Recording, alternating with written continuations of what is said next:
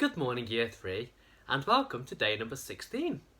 Today, during your writing lesson, I'd like you to have a go at writing a letter, using lots of higher order conjunctions. During maths, I'd like you to attempt to add fractions together, and then, this afternoon, I'd like you to take part in an RE lesson.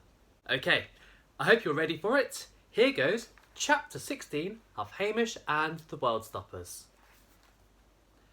The morning after, the night before.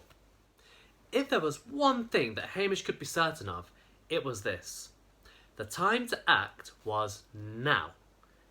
The trouble was, he didn't really know what action he should take.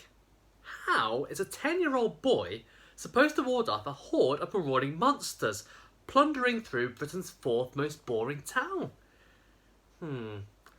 Having spent the night thinking about it, Hamish was beginning to feel his PSK might be a little bit lacking. After all, there's only so much he could do with a chomp bar and a small whistle, and he suddenly felt vastly unprepared for what now seemed like it could be an apocalypse of some sort. He'd had an idea though. It was of the most minuscule variety, but it was still an idea. The thing had acted very weirdly last night when it spotted the sunflower on his windowsill. It had definitely flinched. Were they allergic? Or did it just not know what one was?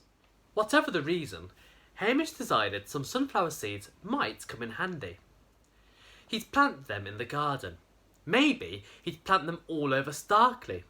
So, he found an old matchbox in his dad's desk marked Belasco, poured out some of the matches and added a handful of Farmer Jama sunflower seeds from the back of his mum's baking cupboard. He shoved the matchbox in his back pocket and immediately began to feel better. Between that and his PSK, at least he had some things covered. But there had to be more he could do. Maybe he could alert the media. Then he remembered that the Starkley Post only came out on Mondays. He'd have to wait for days for the story to break. What if he told the army then? But what general in their right mind would believe a story like this?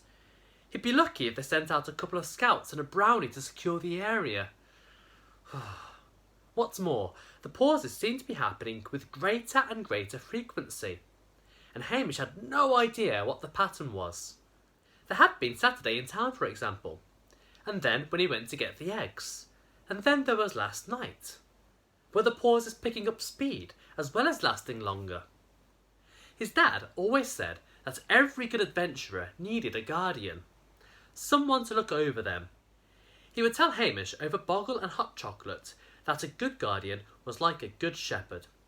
And every sheep needs a shepherd, Hamish, he had said. Well, his dad wasn't here anymore, and Hamish didn't have a guardian or a shepherd or anything like that. Unless he plucked up the courage to tell Jimmy.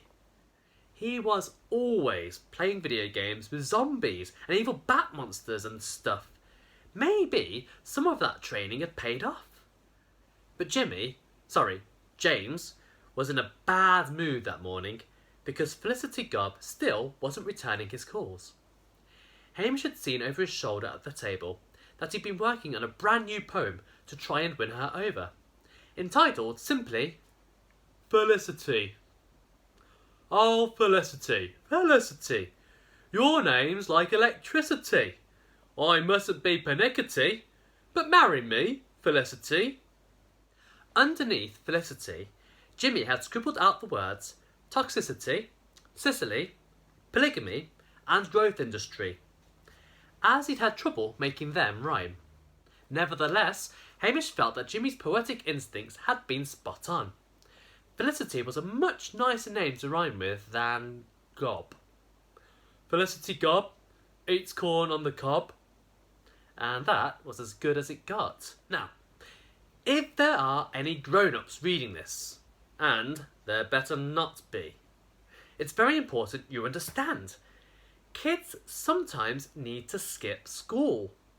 Only occasionally, but sometimes there are vital things that need to be done, and they're not going to do themselves. Hamish had never skipped school in his life. He had a feeling it might be illegal. That said, he also knew that desperate times call for desperate measures. So, bye, Mum, he said at the door nervously. I'm, just off to school. Yep, school is where I'm going. I'm definitely going to school now. Bye. Okay, said his mum, distracted as usual. She was clearing the breakfast plates away, trying to find her phone and fix her hair and get a bag ready for work, all at the same time. Have a nice day, chicken. I will, Mum, he said, blushing, and, you have a nice day too. Nice day? I wish, she said. Complaints are through the roof. She pointed at the laptop on the kitchen table. The big red graph she was always looking at showed a long rising line with little sad faces all along it.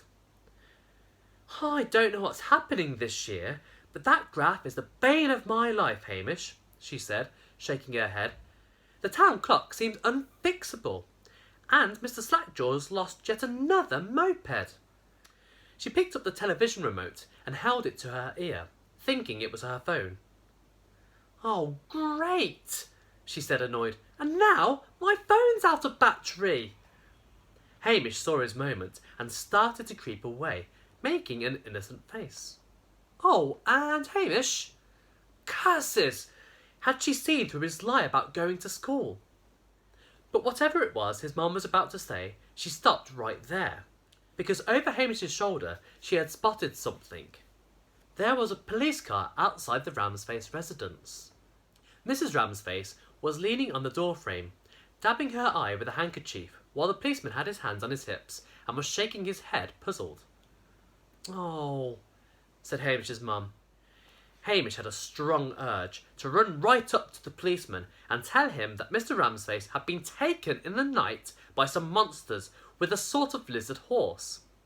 And then he realised how that might sound. He needed more information first, and he knew just where he might get it. It was time for Plan 1, Part A. Ooh, an exciting end to Chapter 16. I hope you've enjoyed today's chapter, children, and I do hope you enjoyed today's tasks. If you have any questions about today's learning, or if you'd like to share your work with me, please do contact me at year3@stalburnrc.beham.sch.uk. Until tomorrow, take care, and I'll speak to you soon.